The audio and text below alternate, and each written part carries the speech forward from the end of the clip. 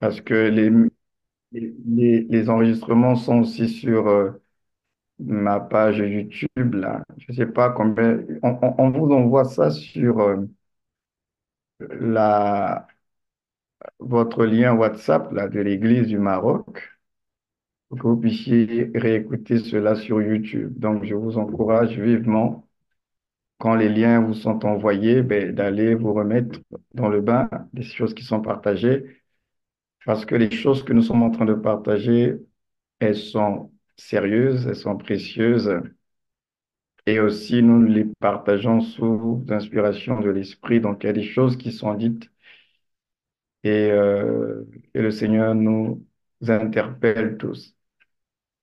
Ce soir, nous allons lire pas mal de versets de la Bible pour continuer à soutenir ce que nous avions commencé à partager la dernière fois.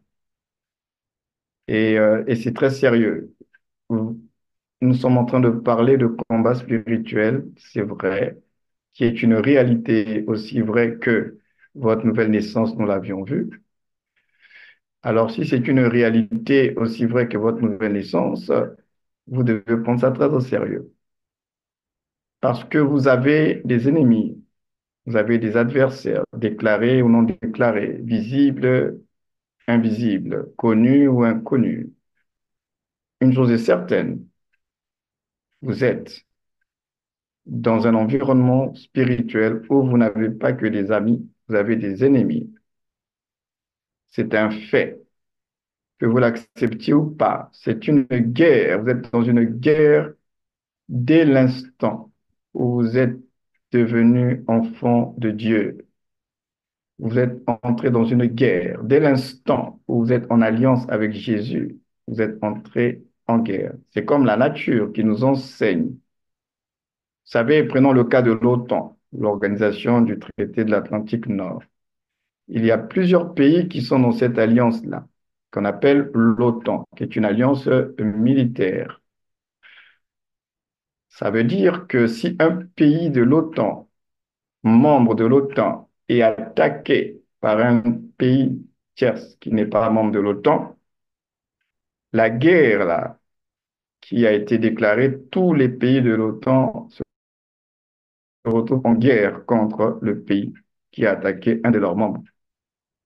Donc ça veut dire que c'est le fait d'appartenir à l'OTAN qui vous fait hériter de cette guerre-là. Cette guerre, ce conflit, vous allez inévitablement devoir y participer. Pourquoi? Parce que vous appartenez à une alliance. Et cette alliance, elle vous fait entrer dans le conflit. C'est à cause de l'alliance.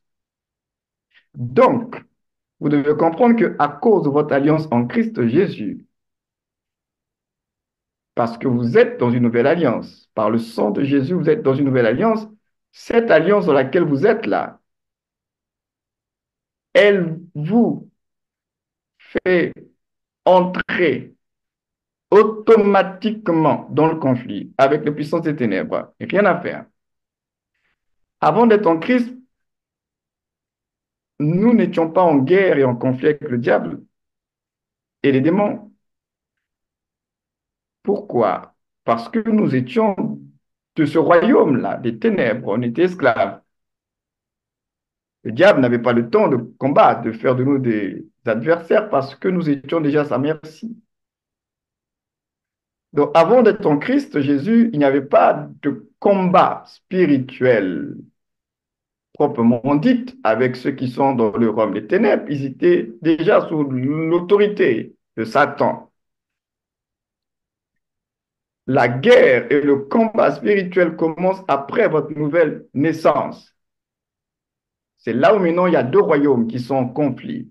Avant la mort de Jésus et sa résurrection, il n'y a pas ce conflit-là entre ces deux royaumes parce qu'il n'y a que le Fils de Dieu qui vient représenter ce royaume-là.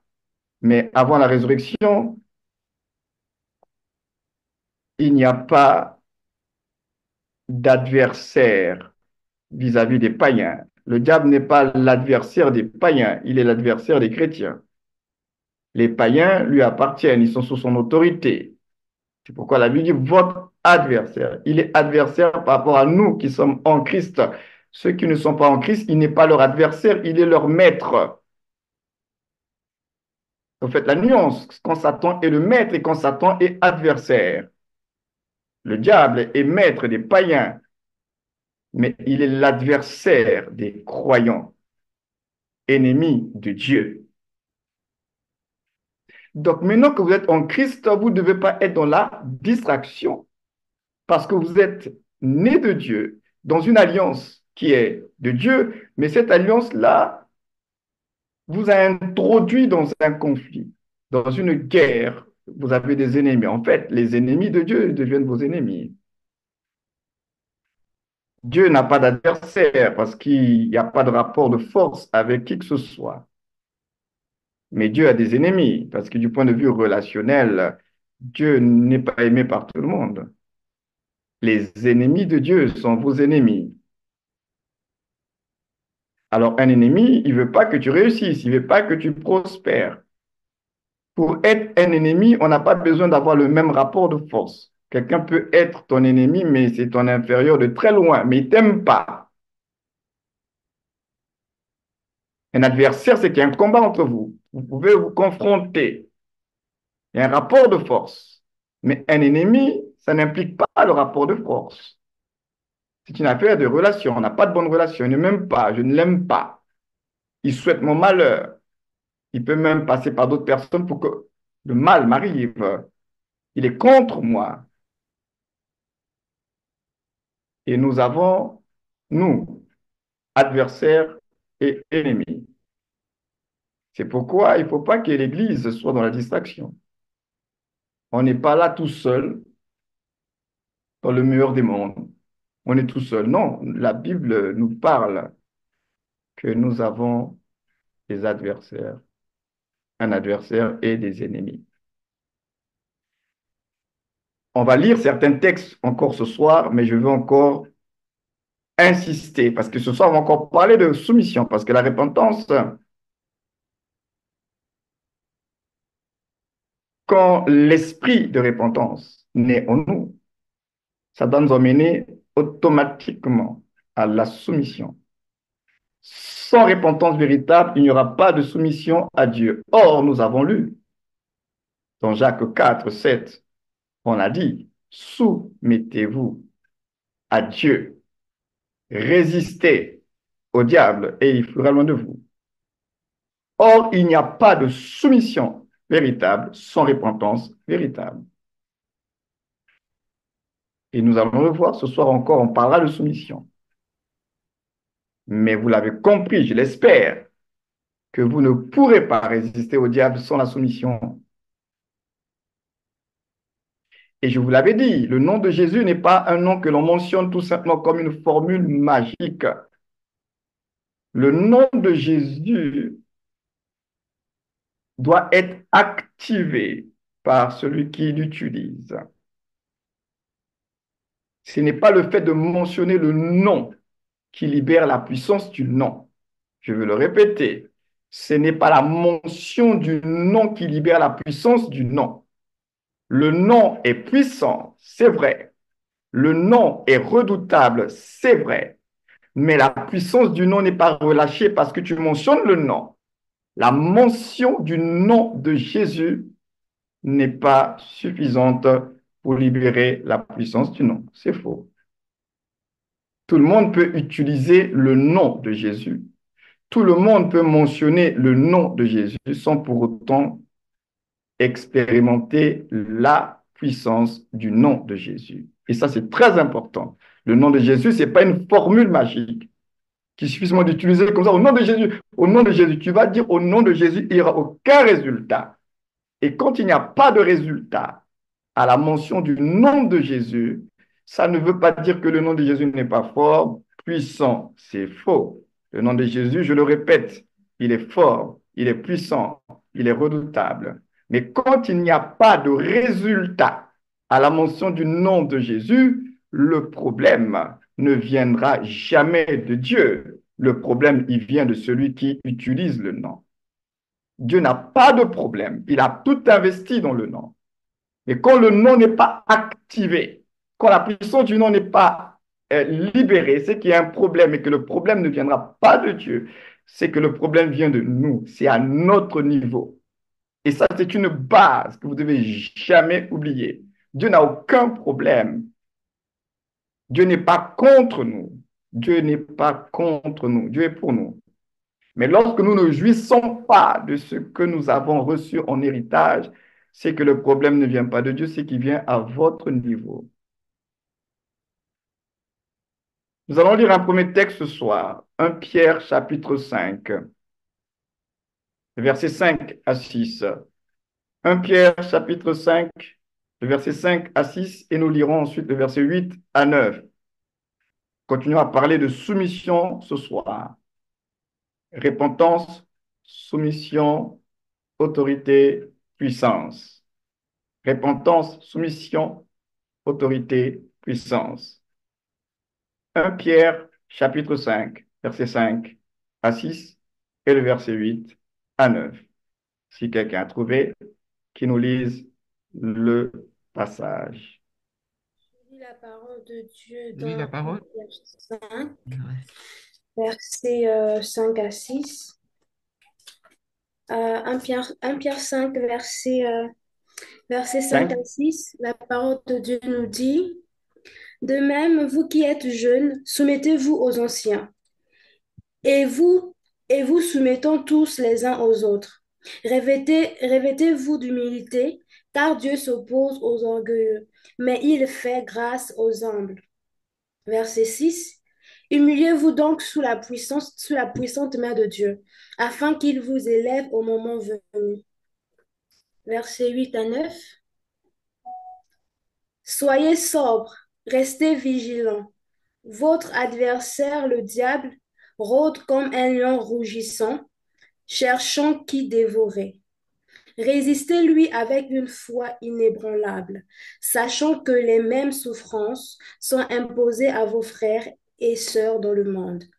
Amen. Amen.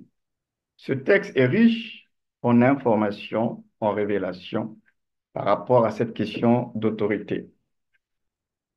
De façon générale, c'est un texte qui met en lumière le fait que nous sommes appelés à nous soumettre aux autorités.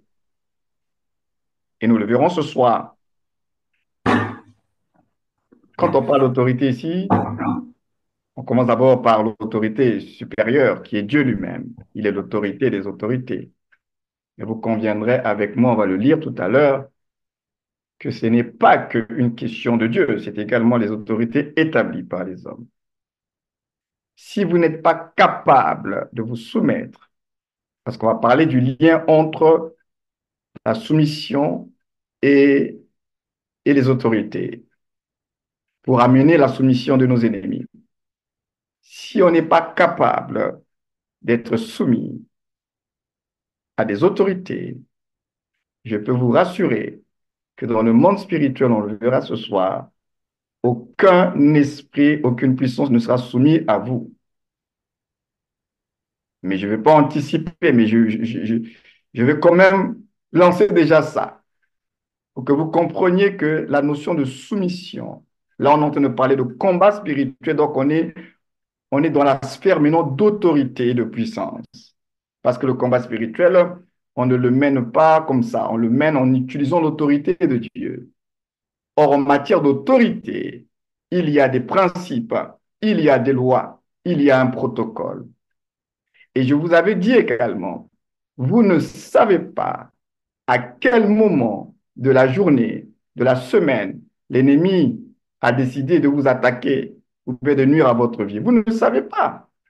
Et comme vous ne savez pas à quel moment l'adversaire va se lever pour vous nuire, vous avez intérêt justement à comprendre cette notion de soumission, d'autorité, parce que lorsque vous serez attaqué par l'ennemi, vous allez devoir exercer l'autorité. Or, l'autorité, vous ne pourrez pas l'exercer si vous n'êtes pas vous-même d'abord soumis à une autorité, à commencer par l'autorité de Dieu.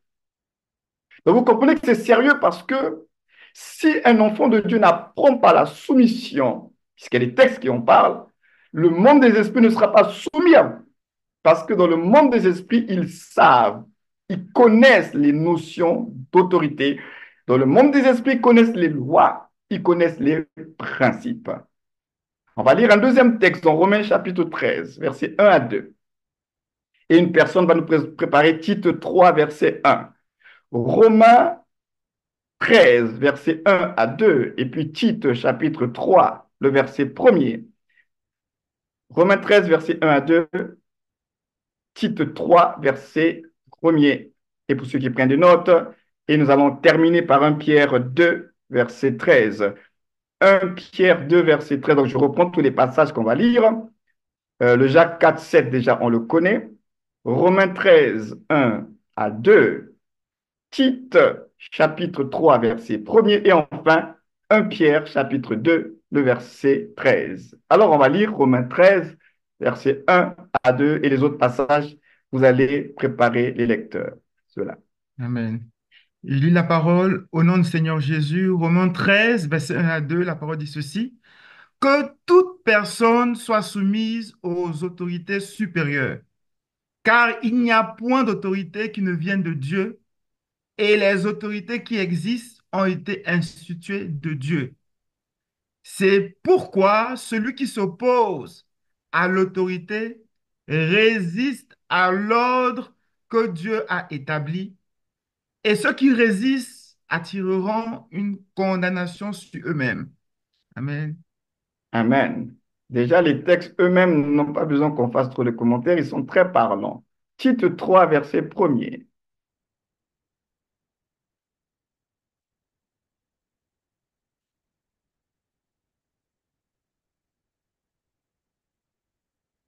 Je lis la parole de Dieu dans le livre de Tite 3, verset 1er.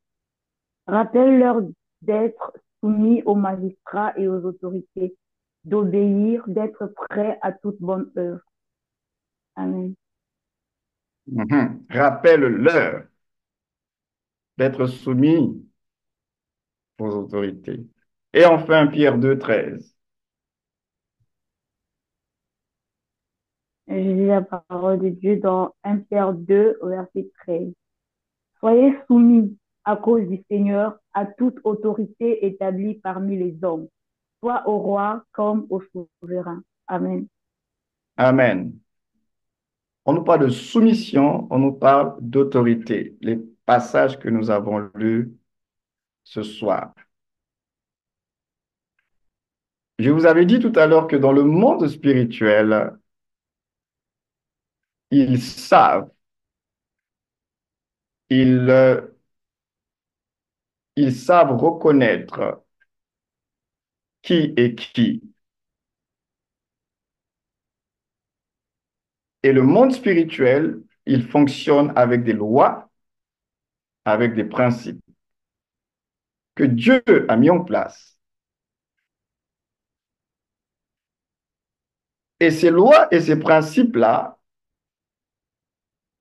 nous devons les connaître et nous devons faire en sorte, si on veut les vivre, il faut les activer. Dans le domaine du combat spirituel, nous avons affaire à des forces, à des puissances. Nous n'avons pas affaire à des petits esprits. Nous sommes dans un combat. Nos ennemis et nos adversaires ne sont pas des petits joueurs. Déjà, le premier, lui-même, la tête de tous ceux qui sont nos ennemis, c'est le diable. On dit votre adversaire, le diable. Donc déjà, on vous dit que votre adversaire, c'est le diable. Et quand vous regardez le monde qui vous entoure, la manière dont le diable est en train de massacrer les vies, les familles, comment il opère à tous les niveaux, vous ne pouvez pas le sous-estimer. Et je vous avais dit, dans nos rapports avec notre adversaire, il faut éviter de faire deux choses. La première des choses, je vous avais dit que si vous le sous-estimez, Oui, c'est un petit Satan. Jésus l'a vaincu. Il ne reste plus que la queue. C'est un lion qui rugit, mais il n'a plus de dents. Si vous le sous-estimez, vous allez baisser la garde parce que vous allez tomber dans la distraction. Tellement vous êtes tellement sûr que c'est un petit, votre distraction va vous faire baisser la garde et le fait d'avoir baissé la garde, c'est par ce moyen qu'il va vous malmener. Première des choses, je vais revenir là-dessus. Deuxième des choses, dans vos rapports avec votre adversaire, ne le surestimez pas non plus. C'est-à-dire, ne lui accordez pas trop d'importance. Il est puissant, il est ceci. Sinon, vous allez commencer à avoir des monstres partout. Les sorciers sont forts, ils sont puissants. Et finalement, en surestimant votre adversaire, ça va vous emmener dans la peur et la crainte. Et la peur et la crainte, ça va vous paralyser. La peur et la crainte vont donner des accès. Et dès l'instant où vous allez dans la peur, dans la crainte, vous serez paralysé. Vous allez donner les accès, ils vont vous malmener. Donc, vous ne devez pas le sous-estimer, mais vous ne devez pas non plus le surestimer. Mais alors, comment on fait? Ben, ce qu'il faut faire, c'est traiter avec eux comme la parole de Dieu nous demande de traiter avec eux. Donc, il faut découvrir dans la parole de Dieu comment on traite avec les forces là. Qu'est-ce que dit la Bible? Vous ne pouvez pas, en matière de combat spirituel, dans le monde spirituel, dire n'importe quoi et faire n'importe quoi. Parce que, je le répète, le monde spirituel, il est régi par des lois et des principes. Ce n'est pas parce que tu es en Christ que tu peux tout dire, que tu peux tout faire. Non, ta nouvelle identité spirituelle ne te donne pas le droit de tout dire, ne te donne pas le droit de tout faire. Tu dois fonctionner selon les principes et les lois que Dieu a fixées et établies. Parce que lorsque vous allez sortir des lois de Dieu par excès de zèle, à ce moment-là, vous allez donner de la matière à votre adversaire de vous accuser. Parce que lui, il connaît les lois et les principes, même s'il ne les respecte pas toujours. Mais il connaît les lois et les principes de vie et de justice selon Dieu. Donc, lorsqu'un enfant de Dieu ne marche plus selon les voies de Dieu, il donne de la matière à l'ennemi pour l'accuser. Et dès l'instant où un enfant de Dieu sort du chemin de la justice de Dieu, il se retrouve exposé. Et je vous avais dit, en sortant des voies de Dieu, vous sortez donc de la voie de la justice de Dieu. Et dès l'instant où vous sortez des voies de Dieu, l'ennemi de nos âmes, vous lui donnez le bâton pour vous frapper. Et sachez-le. Et d'ailleurs, vous n'avez pas attendu cette prédication pour le comprendre. Quand vous êtes dans cette posture où vous êtes sorti des voies de Dieu, l'ennemi va vous frapper là. Dieu n'interviendra pas. Écoutez-moi très bien ce soir. Dieu n'interviendra pas aussi longtemps que vous allez demeurer sur le chemin de l'injustice. Dieu n'interviendra pas parce que Dieu est un Dieu de justice. Alors, voilà pourquoi aussi longtemps que vous serez déconnecté de Dieu, sorti des voies de Dieu, vous êtes exposé à l'adversaire. N'oubliez pas, votre Bible dit, il rôde comme un lion rugissant, cherchant qui il va dévorer. N'oubliez pas aussi, la Bible ajoute, ne donnez pas accès au diable. Alors, si on ne doit pas lui donner accès, qu'est-ce qui arrive quand on lui donne accès? Jean 10 nous dit que le voleur, il vient pour voler, égorger, détruire, dérober. Quand vous donnez accès, il vient dans votre vie manifester sa nature et son caractère.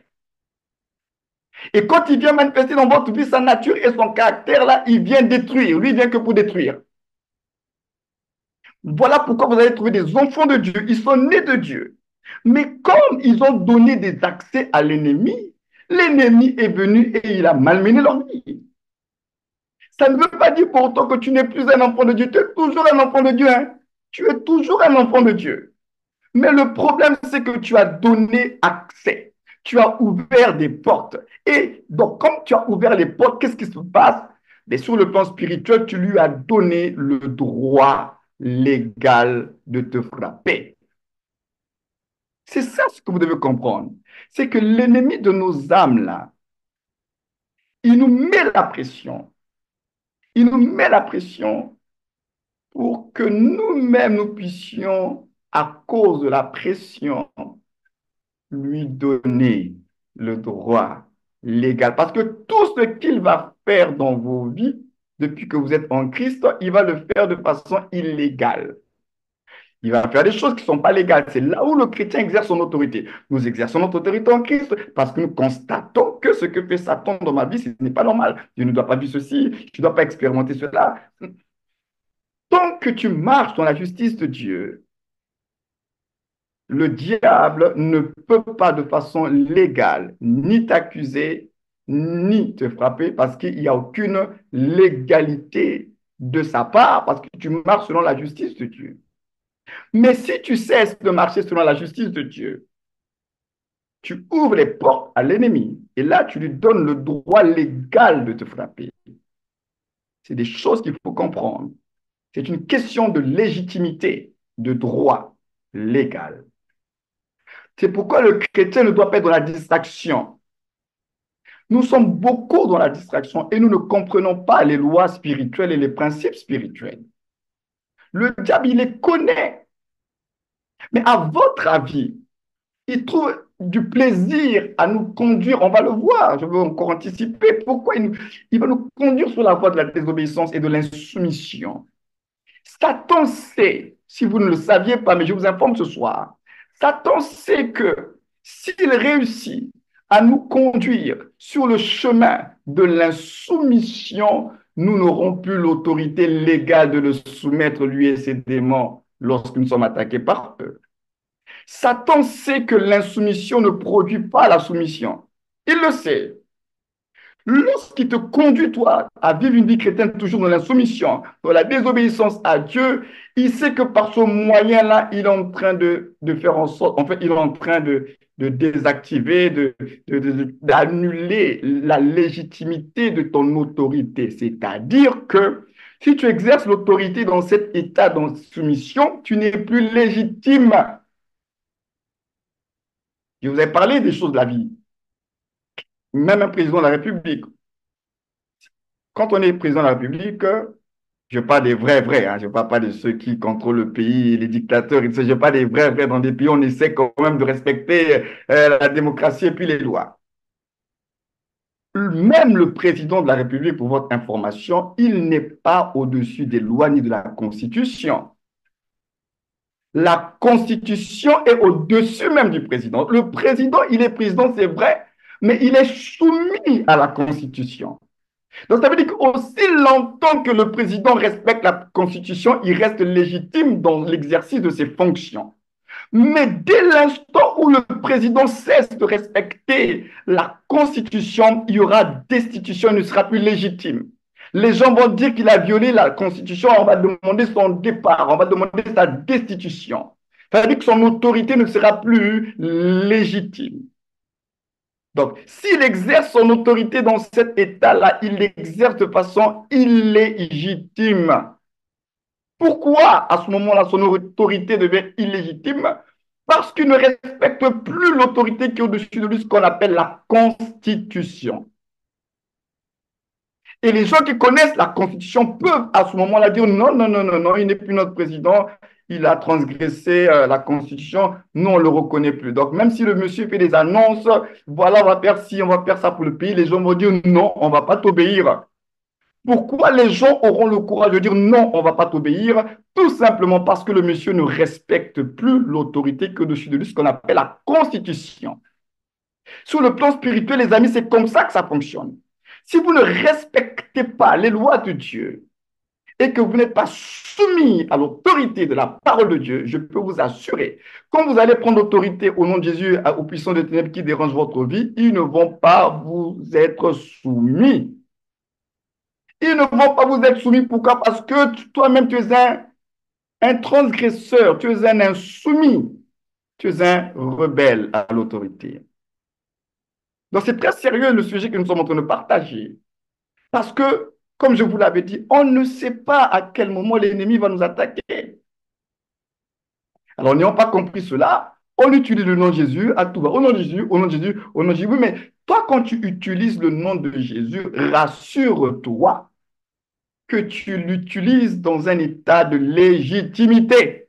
Parce que dans le monde spirituel, ils savent ce qui marche dans l'obéissance et ce qui marche dans la désobéissance. Si vous ne le saviez pas, eux, ils le savent. Ils savent dans le monde spirituel celui qui demeure dans le péché, celui qui pratique le péché, parce que le péché a une odeur. Quand quelqu'un est dans le péché, ça a une odeur. Sur le plan spirituel, ça se sent. Ça se sent. Donc ils savent que le type là, que cette dame-là, elle est pas elle pèse pas. Parce que elle fait les mêmes choses que nous. On est ensemble. Voilà pourquoi c'est très sérieux quand la Bible dit soumettez-vous à Dieu, virgule, résistez au diable et fuira. Donc, ça veut dire ce que ça veut dire. Il n'y aura pas de résistance au diable sans soumission. Pourquoi? Parce que votre Bible dit résister au diable avec une foi ferme.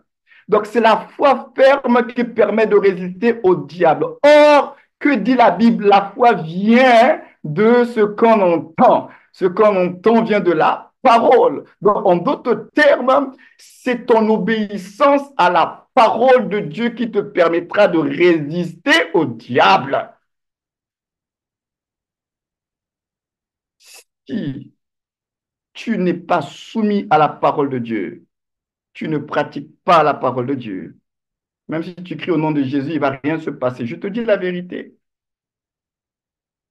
Parce que le nom de Jésus ne libère pas la puissance de Jésus. Parce qu'on a mentionné le nom. C'est faux.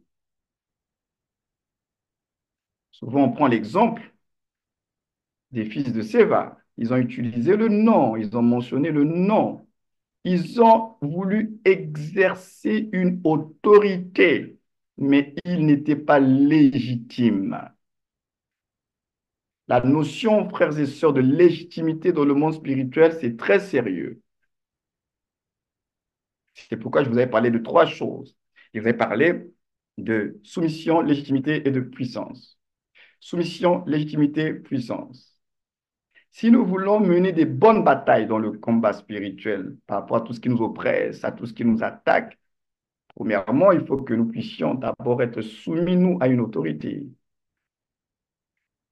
C'est comme si la soumission à une autorité devient une couverture pour nous dans ce combat et dans les batailles de vie.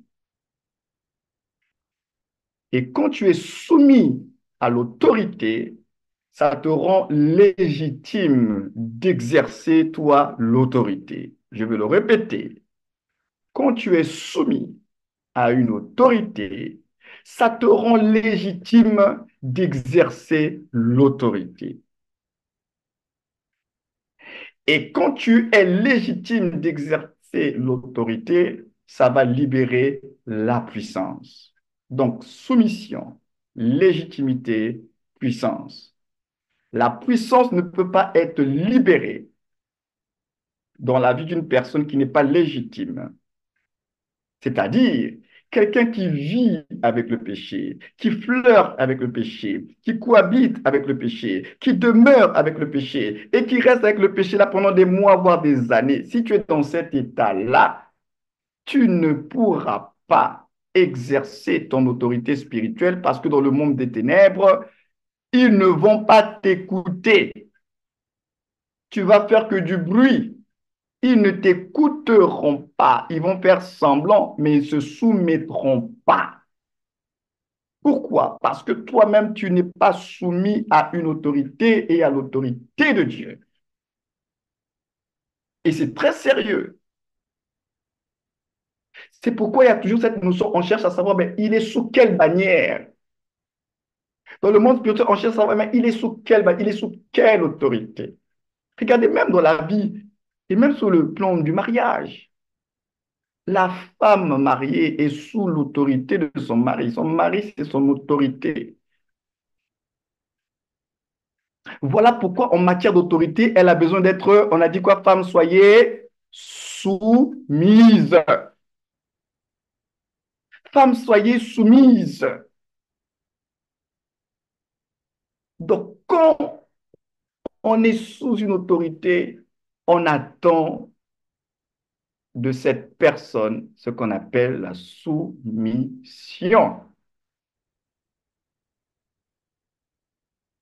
Donc, si nous on dit, on est sous l'autorité de Christ, oh, on est sous l'autorité de Dieu, ok, les puissants de ténèbres disent, d'accord, ils sont sous l'autorité de Dieu, mais on va voir, est-ce qu'ils sont soumis à Dieu? Ça, c'est autre chose. Dire qu'on est sous l'autorité de Dieu, c'est une chose. Être soumis à Dieu, à cette autorité, c'est autre chose. Tout le monde peut dire que oui, moi je n'adore que Dieu, si Jésus est mon Seigneur, je l'appelle Seigneur. Tout le monde l'appelle Seigneur aujourd'hui. Mais la question est, est-ce qu'il est réellement Seigneur? Parce que mentionner sa seigneurie ne veut pas dire qu'on est soumis à cette seigneurie. Et c'est très sérieux ce que nous sommes en train de partager. Tout le monde l'appelle Seigneur. Jésus-Christ Seigneur, mon Seigneur. Mais la question est, est-ce qu'il l'est réellement? Parce que quand tu reconnais être sous une autorité, tu dois être soumis à cette autorité. Tu ne peux pas dire qu'il est Seigneur et puis tu n'es pas soumis à sa seigneurie. Il y a un problème. Ça, c'est par rapport à Dieu. Mais nous ramenons ça par rapport aux hommes, puisqu'on a lu des textes. On a parlé par rapport aux hommes. Et on va même les tondre, même avec l'Église. Si dans l'Église, il y a des autorités au-dessus de vous, vous ne pouvez pas dire qu'un tel, c'est mon autorité, un tel, c'est mon responsable, et tu vis dans l'insoumission. S'il y a problème, on ne peut pas dire que un tel est mon responsable, c'est mon autorité, et puis moi, je fais les choses à ma manière. C'est pas normal. Je répète, toute autorité établie au milieu de nous, on a lu les textes, Dieu nous appelle à nous soumettre aux autorités établies. Ça ne sert à rien de dire Seigneur, Seigneur. Ça ne sert à rien de dire que ça c'est mon pasteur, ça c'est mon apôtre, ça c'est mon archibishop, et en même temps, tu ne vis pas dans la soumission. Malheureusement, que ce soit en société, que ce soit même dans nos églises, les gens ne tiennent plus compte de ces notions. Et sans que nous puissions nous en rendre compte, on joue le jeu de l'ennemi. Parce que lui, c'est Dieu qui l'avait établi. On va dire qu'il était sous l'autorité de Dieu. C'est Dieu qui l'a établi. Lucifer. On va lire certains textes tout à l'heure. Mais qu'est-ce qui s'est passé? Qu'est-ce qui s'est passé? Celui qui t'a établi, qui t'a positionné, qui t'a investi de grâce, qui t'a tout donné, à un moment donné dans le parcours, qu'est-ce qui s'est passé? Celui qui t'a fait devenir Lucifer, qu'est-ce qui s'est passé? Et souvent, dans nos propres vies, on le vit aussi, on l'expérimente. On investit dans des vies de personnes, on fait devenir des personnes, mais après, ces mêmes personnes-là, on ne comprend pas. Le cœur, et nous reviendrons sur le cœur, après, il y a quelque chose qui va se passer. Et c'est ce qui s'est passé avec Lucifer, le cœur. La grâce a été donnée. Dieu a béni.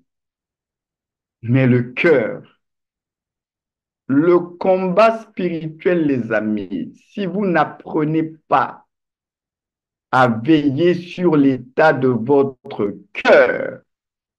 Vous vous retrouverez comme Lucifer parce que c'est encore une question de cœur. Est-ce qu'on peut redécouvrir pour ceux qui, de façon prophétique, n'ont peut-être pas lu ce que dit la Bible à ce sujet?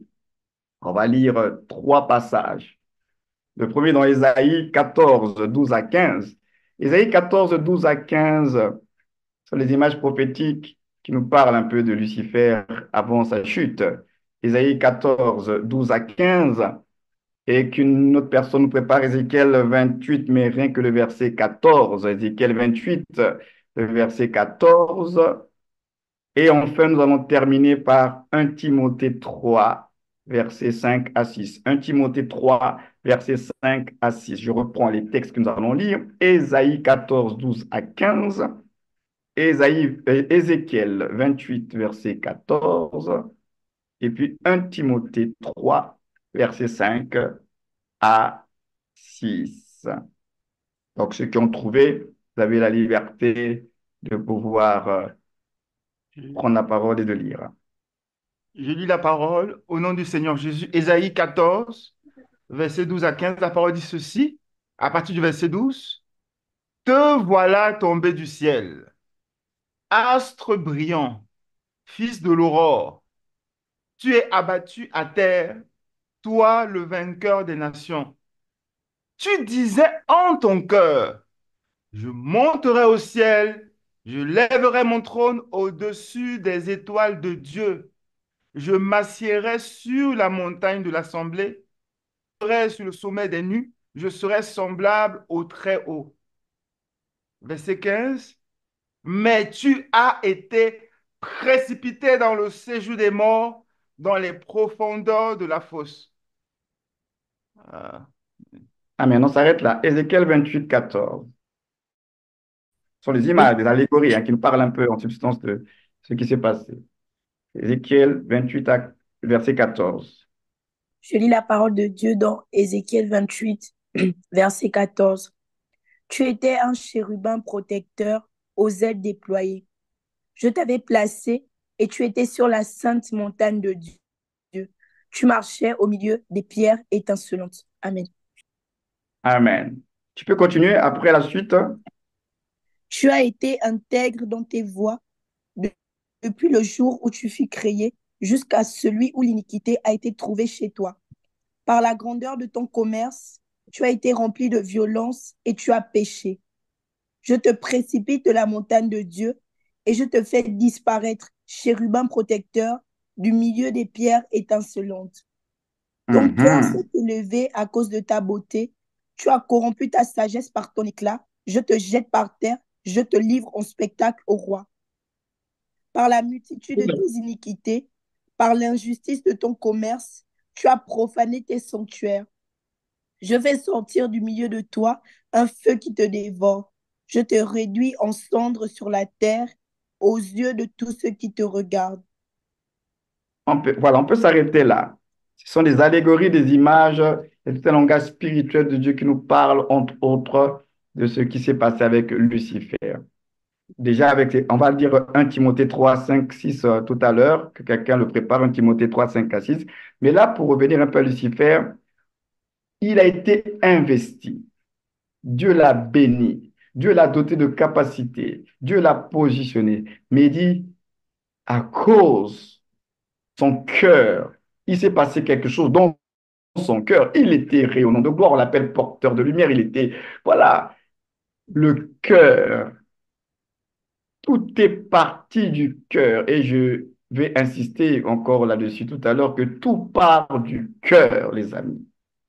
Tout part de notre cœur. Si on ne traite pas le cœur en matière de combat spirituel, on va avoir des problèmes. Ne prenez pas la légère l'affaire de cœur là. 1 Timothée 3, 5 à 6. Je lis la parole de Dieu dans 1 Timothée 3, versets 4 à 6, c'est ça? Il faut qu'il dirige bien sa propre maison et qu'il tienne ses enfants dans la soumission et dans une parfaite honnêteté. Car si quelqu'un ne sait pas diriger sa propre maison, comment prendra-t-il soin de l'Église de Dieu? Il ne faut pas qu'il soit un nouveau converti, de peur que, enflé d'orgueil, il ne tombe sous le jugement du diable. Amen. Amen. Là, on parle de ceux qui aspirent aux charges, etc. Ce qui nous intéresse ici, c'est que quand on parle, par exemple, il ne faut pas que ce soit un nouveau converti, on dit de peur que, enflé d'orgueil, il tombe dans le jugement du diable. Il y a un lien entre l'orgueil et le diable. Tout a commencé dans le cœur. Et la première des choses qui s'est manifestée dans le cœur de Lucifer, c'est qu'il a emmené justement à ne plus se soumettre et à faire tout ce qu'il a eu à faire, la rébellion, tout le reste, c'est d'abord l'orgueil. L'orgueil, mais l'orgueil en question là est né à partir de quoi? On a eu des textes un peu prophétiques tout à l'heure. À cause de sa beauté, à cause de son éclat, à cause de ce qu'il représentait, l'orgueil, l'orgueil. Et souvent, nous qui sommes les enfants de Dieu, on est exposés à cela.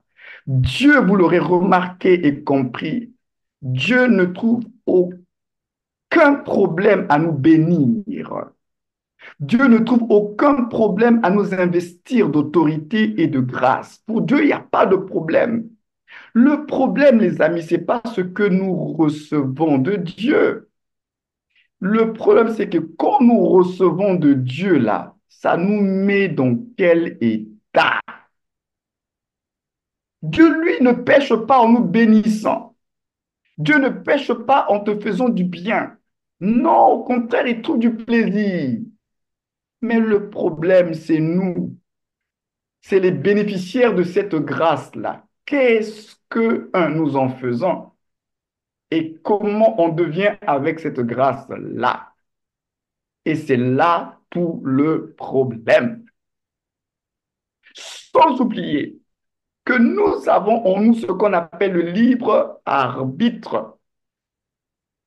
Donc nous avons la liberté d'appréciation en nous. On ne peut pas nous obliger à apprécier une chose qu'on ne veut pas et qu'on n'aime pas. Donc ça veut dire que dans ce que nous recevons de Dieu, on peut bien apprécier cela et rester reconnaissant, comme on peut recevoir cela et puis utiliser cela pour nous promouvoir nous-mêmes. Frères et sœurs, les- la grâce de Dieu nous accorde les grâces de Dieu. Mais les grâces de Dieu, lorsque nous les recevons, c'est pour produire en nous un esprit de grâce, donc de reconnaissance, afin que dans l'esprit de reconnaissance, nous puissions manifester les actions de grâce. Donc, la grâce produit l'esprit de la grâce, qui est un esprit de reconnaissance. Et l'esprit de grâce et de reconnaissance produit en nous les actions de grâce. Si tu comprends ce cheminement-là, tu restes à l'abri. Parce que tout commence par la source, c'est-à-dire la grâce. Tu reconnais que tout vient de Dieu, ça ne vient pas de moi. C'est pas parce que j'ai beaucoup jeûné et prié, c'est Dieu qui fait grâce à qui il fait grâce. Sa grâce m'a sélectionné, sa grâce m'a touché. Merci Seigneur. Mais quand tu reçois cette grâce-là, oui, ça doit produire en toi la reconnaissance. Merci Seigneur. Ça doit produire en toi ce sentiment de, finalement, d'indignité parce que ce n'est pas ma dignité qui m'a donné la grâce. La grâce n'est pas pour ceux qui sont dignes, donc c'est pour ceux qui sont indignes. Donc j'ai reçu quand même la grâce. Donc ça me maintient normalement dans un état de reconnaissance perpétuelle. Merci, merci, merci Seigneur. Or, aujourd'hui, beaucoup de gens ont oublié la source et le commencement de tout. Vous n'êtes pas une génération spontanée. Vous n'êtes pas ce que vous êtes comme ça par hasard, parce que vous avez beaucoup prié et jeûné. C'est faux. Ce que nous sommes devenus, ça s'appelle la grâce de Dieu, source de salut. Tout vient de la grâce. Donc, n'oublions jamais que s'il n'y avait pas eu la grâce, nous ne serions pas là, parce qu'avant la mort de Jésus à la croix, personne n'était digne de Dieu, on était tous dans le péché. On était tous dans le péché. On était sauvés par grâce. Donc, tout part de la source, les amis. On vient d'où? On vient du royaume des ténèbres. On est tous nés dans ce royaume-là, nous tous. On était tous sous la puissance de Satan, nous tous. Dieu, dans son amour, a manifesté la grâce. Nous avons cru et nous avons été transférés du royaume des ténèbres au royaume du Fils de son amour. Alléluia, merci Seigneur. Mais pourquoi nous ne gardons pas l'esprit de reconnaissance après avoir été transférés dans le royaume des ténèbres au royaume de lumière? On se retrouve maintenant dans le royaume de lumière. La grâce est libérée. Les grâces sont là. Les dons de Dieu sont à notre disposition. Dieu nous bénit. Dieu nous sanctifie. Il nous distingue. Et là, comme par hasard, on devient comme amnésique. Et on a oublié d'où on vient. Et beaucoup de chrétiens sont comme des amnésiques. Vous oubliez d'où vous venez et d'où tout a commencé. C'est ça le drame. Vous avez des responsabilités, vous avez des ministères, vous avez des grâces, des talents, mais vous avez eu ça comment? Vous vous êtes retrouvé là comment? Vous vous êtes retrouvé là comment? Parce qu'on a oublié la source. Pourtant, on a dit que, vous savez, un peuple qui perd son histoire, il perd ses repères. Il faut connaître l'histoire, il faut connaître la genèse, d'où je viens, d'où je viens. Tu n'es pas une génération spontanée. Tu viens de quelque part. Dans ce quelque part-là, il y a eu une intervention de Dieu. Et ce Dieu-là qui t'a pris dans ce quelque part-là, ce qu'il attend de toi, ce sont les actions de grâce. Mais toi, tu as oublié que tu reviens du royaume des ténèbres. Tu arrives dans le royaume de lumière, tout est beau, tout va bien. Et tu te comportes maintenant comme un orgueilleux, comme si tu t'étais fait tout seul. C'est moi et mon Dieu, c'est moi, c'est mon alliance avec Dieu. Attendez un peu, mais avant, tu étais où? Le diable a oublié qui l'a créé. La Bible dit qu'en lui, parlons du Fils de Dieu, qui est le Christ, le Verbe de Dieu, tout a été créé. Trône, divinité, hein, autorité, le visible comme l'invisible. Lucifer a été créé par Dieu. Il a oublié qu'il a investi de ce qu'il avait. L'onction de Lucifer, qui lui a donné la capacité d'être ce qu'il est. Qui a fait de lui un chef sur les autres anges. Ce n'est pas lui qui s'est autoproclamé chef. Qui l'a établi dans cette hiérarchie? C'est Dieu. Mais Lucifer a oublié. Et parmi ces techniques, dans la manière dont il est en train d'attaquer les enfants de Dieu, ben, il fait la même chose. Ce que lui, il a vécu, il nous amène sur le même terrain. Il va tout faire pour que nous puissions oublier la grâce. Il va tout faire pour que vous deveniez comme des amnésiques. Il va tout faire. Le diable ne vient pas nous attaquer de façon brutale, hein, les amis. Vous attendez à le voir de façon brutale. Satan ne vient pas toujours de façon brutale. De façon subtile, il va commencer à semer son truc. Et dans la semence qu'il va planter dans vos vies, il va faire en sorte que vous oubliez la grâce. Il va tout faire de façon subtile. Pourquoi? Parce qu'il sait que lorsque tu n'as plus l'esprit de grâce et de reconnaissance, tu vas basculer dans l'orgueil. Tu vas basculer dans l'orgueil. C'est pourquoi dans nos valeurs, les 4 valeurs fondamentales, là, fondamentales, on a dit esprit de reconnaissance, d'obéissance, d'intégrité, de sanctification, de sainteté. Pourquoi j'en ai fait les 4 valeurs? C'est pour me protéger moi-même, ce sont nos garde-fous. L'esprit de reconnaissance va nous préserver de l'orgueil. Parce que nous sommes exposés à l'orgueil, les amis. Et l'ennemi va vouloir, parce qu'il sait que s'il réussit à semer ça en nous, à partir de l'orgueil, tout le reste, on va ouvrir la porte à tout le reste. Quand l'orgueil arrive, ça va nous emmener à l'insoumission, à la désobéissance. Ça va nous emmener à la rébellion. Lucifer s'est rébellé parce qu'il est tombé dans l'orgueil. Tu penses que tu connais la vérité. Tu deviens le centre de tout. L'orgueil est arrivé. Et quand l'orgueil arrive, on a dit un péché appelle toujours un autre péché. Un flot amène d'autres flots. Il est tombé dans l'orgueil, il a oublié la grâce, il est tombé dans l'orgueil. Et l'orgueil l'a emmené à maintenant faire les choses à sa manière. Donc il se retrouve dans la désobéissance, il se retrouve dans l'insoumission, il se retrouve dans la rébellion. Et souvent les rébellions qu'il y a dans nos églises sont souvent dues à ce problème-là d'orgueil. Vous savez, quitter une église, se séparer, parce qu'il faut faire la part des choses honte, se séparer parce que c'est le temps de Dieu. Il y a ceux qui font des divisions, qui créent des divisions à cause de la rébellion. Mais sinon, il y a plusieurs façons de quitter une église. On peut la quitter parce que c'est le temps de Dieu. On prie pour vous, on vous bénit et puis vous passez à autre chose. Mais dans les relations entre nous, on a des bonnes relations. Parce que tu es passé à une autre étape de ta vie, les relations sont bonnes. C'est une séparation. Mais la division révèle autre chose. Quand il y a division, il n'y a plus de bonnes relations que les hommes. Quand il y a division, on cherche à nuire à l'autre. Quand il y a division, on veut démontrer que moi, j'ai la vérité, l'autre, il est dans le faux. C'est pourquoi je m'en vais. Et je ne veux pas m'en aller comme ça, je dois casser la baraque. Quand on est animé d'un tel esprit, ce n'est plus de Dieu.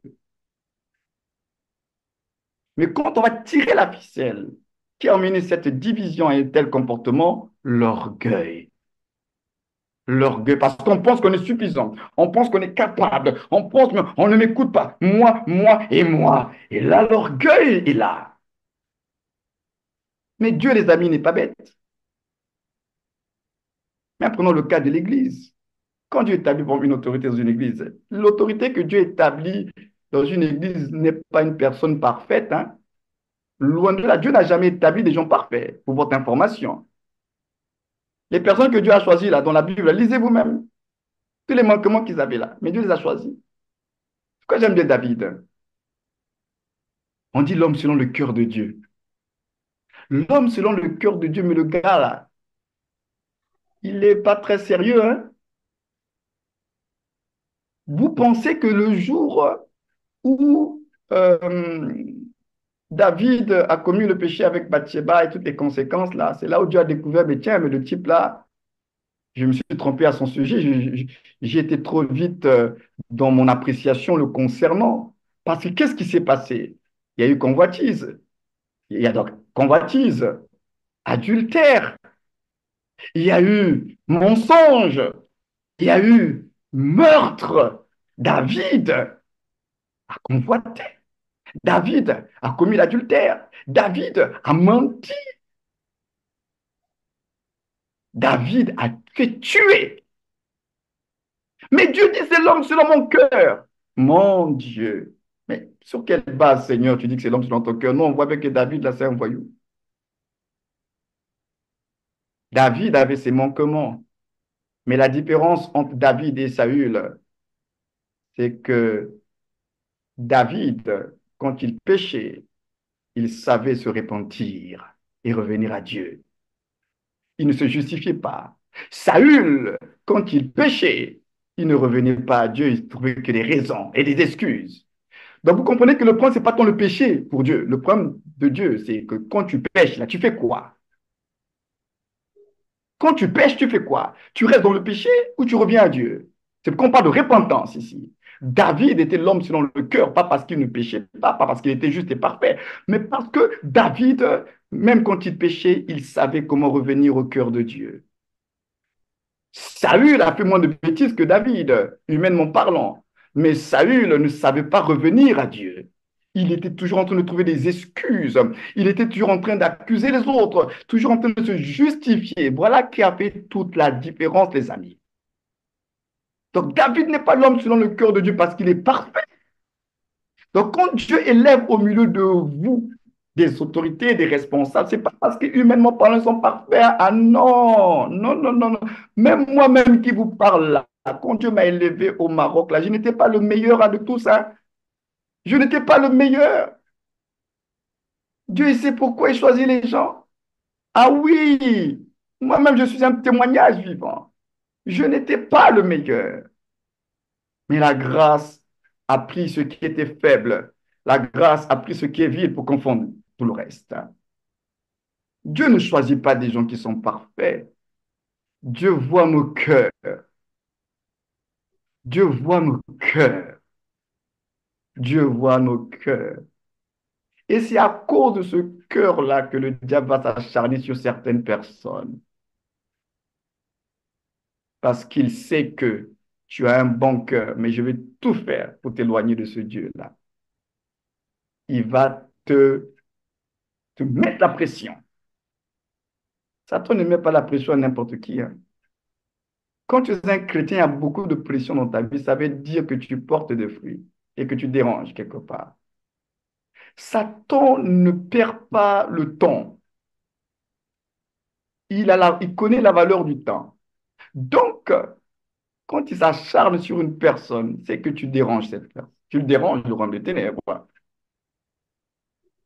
C'est aussi simple que cela. C'est que tu déranges. Voilà pourquoi un chrétien, de janvier à janvier, tu ne vis aucune pression, aucune oppression. Tout est tranquille. Il faut se poser la question si réellement tu es de Christ, hein.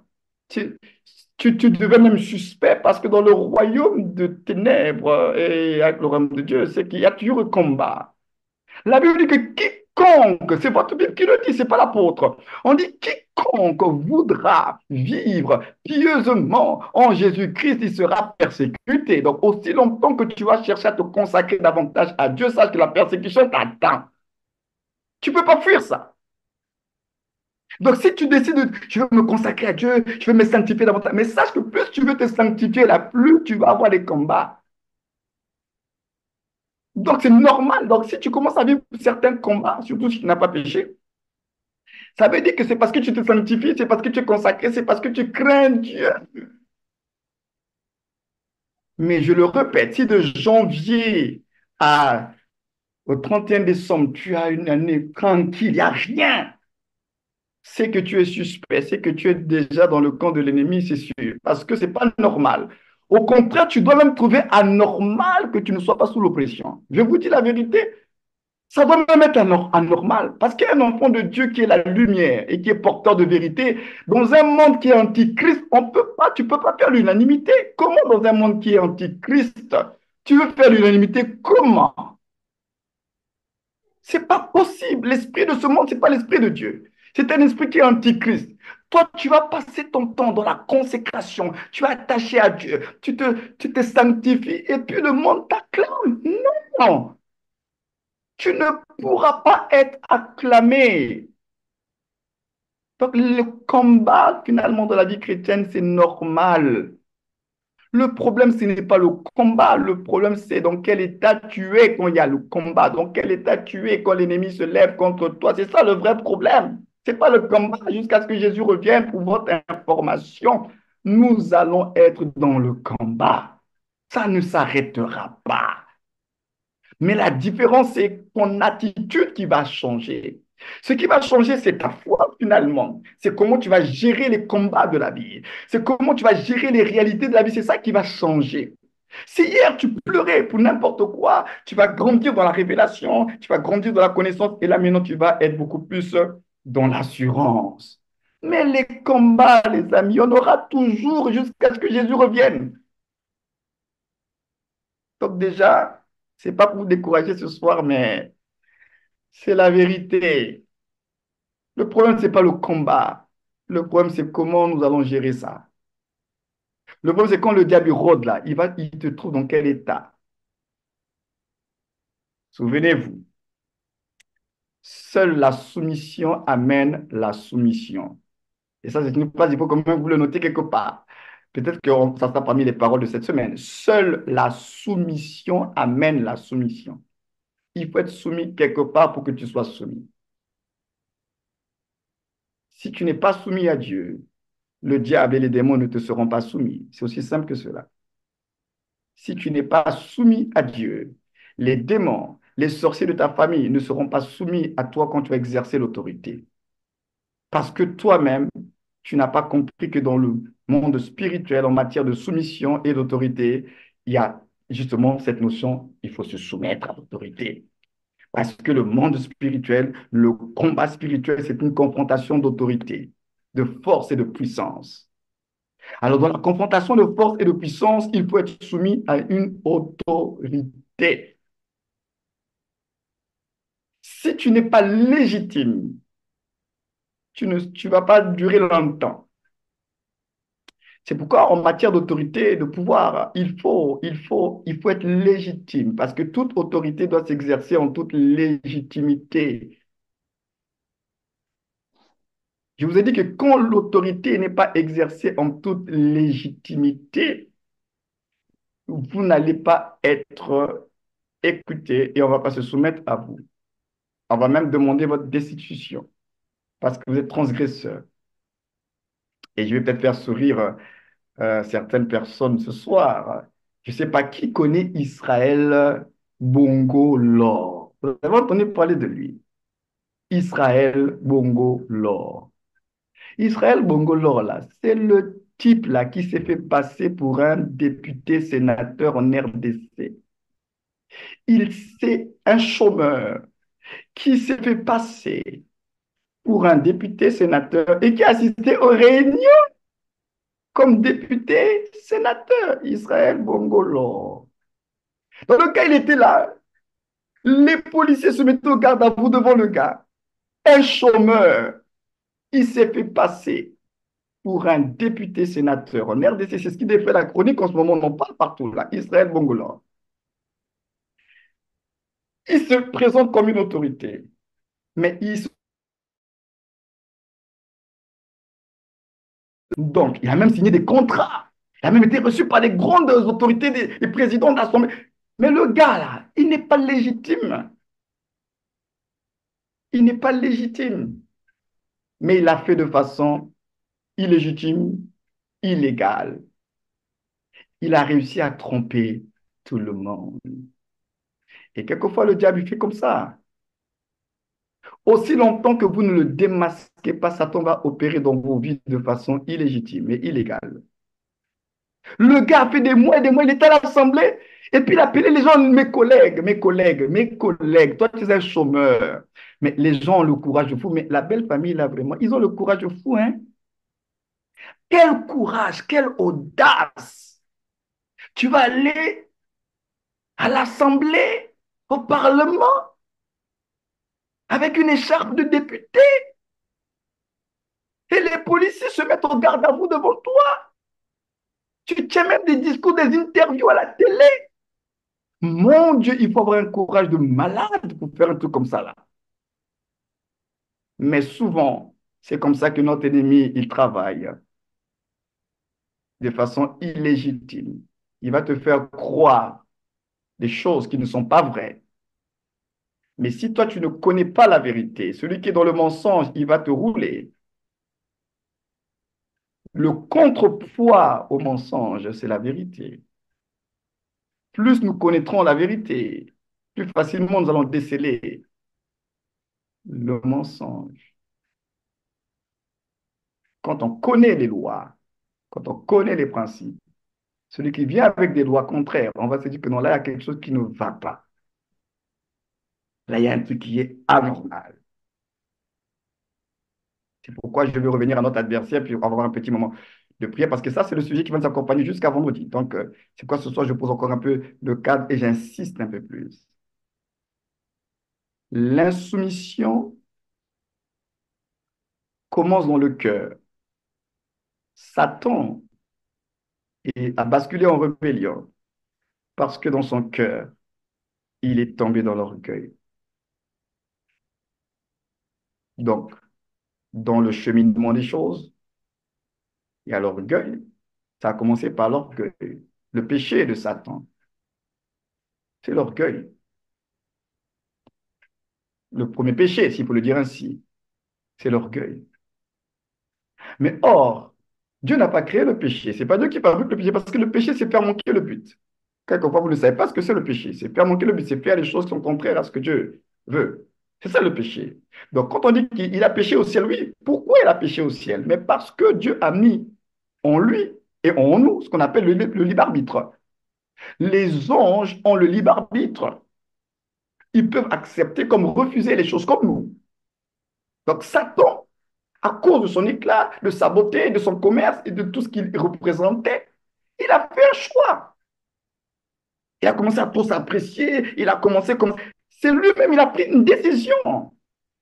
C'est comme ça que le péché de Lucifer a commencé dans le cœur, avec son libre arbitre. Il a orienté sa réflexion, ses pensées, il s'est centré sur lui-même. C'est avec sa liberté qu'il a fait. C'est pas que le péché existe. Le péché n'existe. Là où il y a Dieu, il n'y a pas de péché, hein. Le péché prend sa racine, sont en nous, notre cœur. Ça provient du libre arbitre. Si vous gérez mal votre libre arbitre, si vous prenez la mauvaise décision, si vous ne prenez pas Dieu au sérieux, vous allez pécher. Lucifer a péché. L'orgueil. Il s'est trop dit, ben, moi. Quand moi rentre dans cette affaire-là, tu oublies le roi. Parce que le moi, là, son objectif, c'est qu'il ne faut pas que le roi Jésus règne sur toi. Il faut que moi soit sur le trône. Alors que le trône, ce n'est plus pour le moi, c'est pour le roi. C'est Jésus.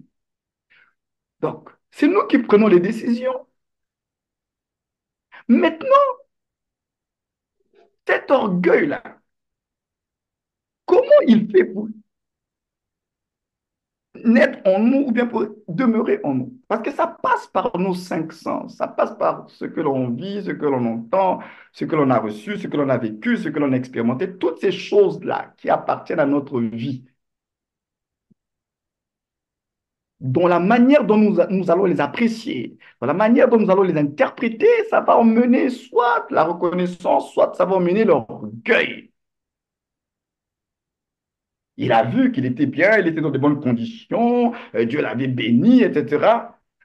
Au lieu que ça renforce la gratitude, mais finalement, il a préféré aller dans l'autre sens. Ça a renforcé en lui de la suffisance. Donc, il a vu et les pensées ont commencé, on reviendra sur la question des pensées.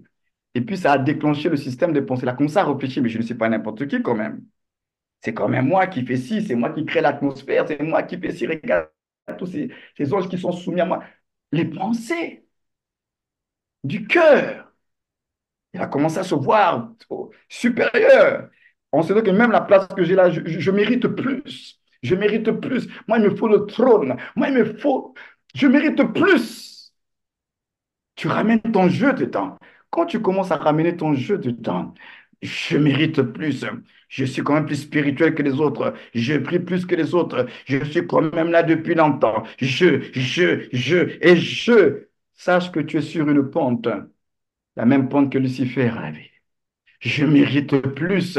Je monterai. Je ferai ceci. Je ferai cela. Et le jeu là, tous ces jeux-là, le cœur a été enflé, rempli d'orgueil. Et il dit non, maintenant je vais être mon propre patron. Je vais être mon propre chef.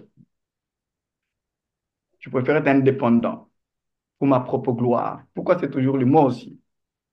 Vous savez, il y a certaines personnes qu'on a libérées dans le ministère et après, quelques mois après qu'on a libéré les gens dans le ministère, quelques mois, voire quelques années après, et puis la personne se lève un bon matin, elle a sa vision et puis elle veut bâtir son empire personnel. Mais souvent, la plupart des gens qui le font, en réalité, c'est juste quelque chose de très égo, hein.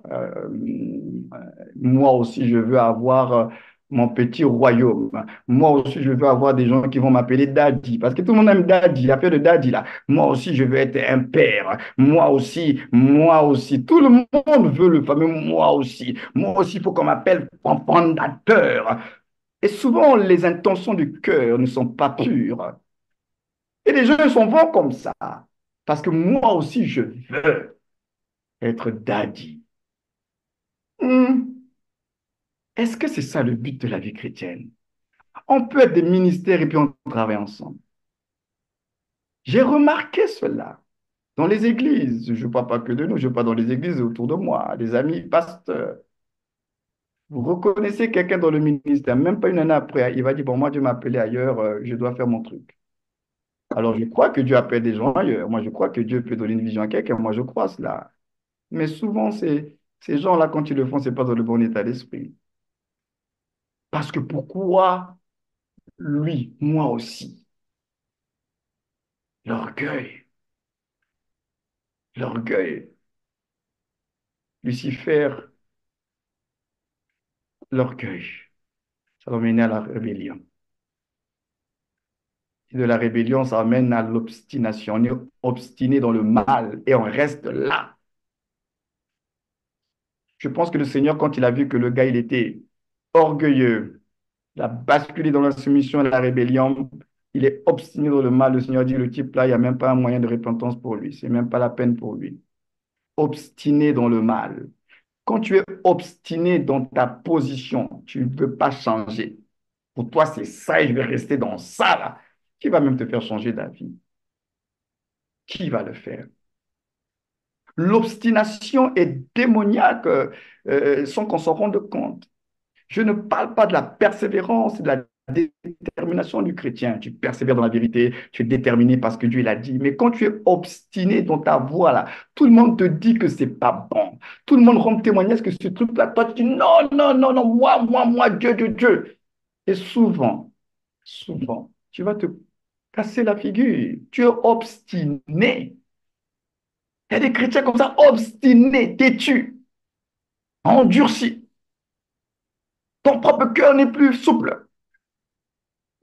Nos cœurs doivent être comme de l'argile en perpétuel mouvement. Vous savez, l'argile, aussi longtemps qu'il y a le mouvement de l'argile, il est malléable. On peut le malayer, on peut tourner le tour. L'argile est malléable, on lui donne la forme. C'est malléable. Mais quand on cesse de tourner l'argile, de le manipuler, là, ça va durcir, ça va rester là, statique, c'est figé.